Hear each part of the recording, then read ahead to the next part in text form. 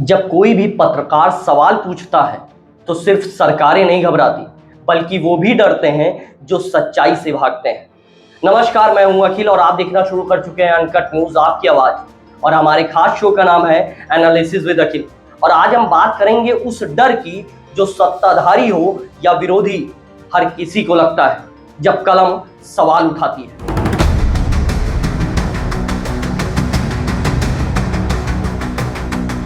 Media की इस सकारात्मक भूमिका को आगे बढ़ाने के लिए जिस भी प्रकार के सहयोग की आवश्यकता पड़ेगी, सरकार आपके साथ खड़ी होगी, क्योंकि वह अंततः समाज से जुड़ा हुआ कोई भी कार्य यह सरकार का ही कार्य होता है।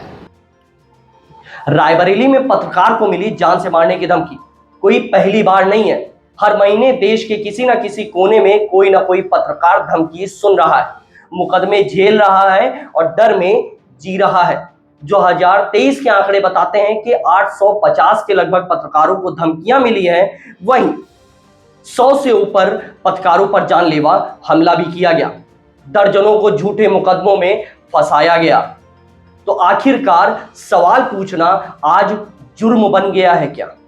कभी कहा जाता है सर कलम कर देंगे, तो कभी 5 मिनट की रिपोर्टिंग पर 5 धाराएं लगा दी जाती हैं। और सोचिए, ये सब इसलिए हो रहा है क्योंकि एक पत्रकार ने वो दिखाया जो कोई और नहीं दिखा रहा था। लेकिन असली सवाल ये है, क्या सिर्फ पत्रकार की जिम्मेदारी है सच बोलना, या जनता की भी जिम्मेदारी है सच के साथ खड़े रहना?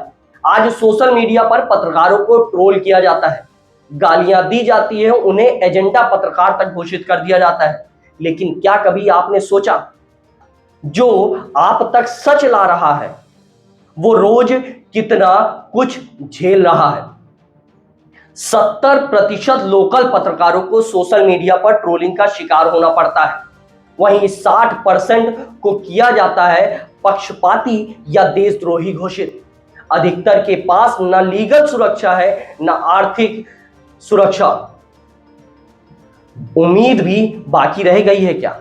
लेकिन उम्मीद खत्म नहीं हुई है। कहीं कहीं कुछ अफसर ऐसे भी हैं, जैसे रायबरेली में एसपी डॉक्टर यशवीर सिंह, जिन्होंने धमकी के मामले में तुरंत केस दर्ज करवाया।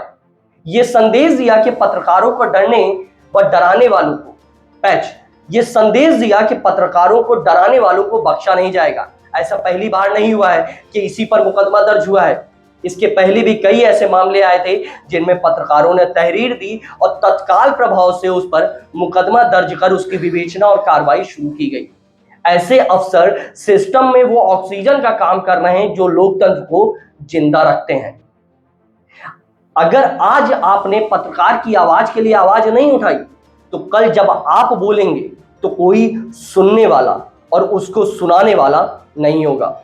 याद रखिए, पत्रकार आपके सवाल पूछता है और जब उसकी कलम टूटती है तो आपकी आवाज दबती है। फिर चाहे वो धमकी देने वाला सत्ता में हो या विपक्ष में, सामना करना ही होगा आपको। मैं अखिल, और ये सिर्फ खबर नहीं थी, ये लोकतंत्र की नब्ज पर हाथ था। देखिए, समझिए, अगर आपको लगे कि ये बात सही है तो बोलिए, क्योंकि चुप्पी कभी सच की ताकत नहीं होती।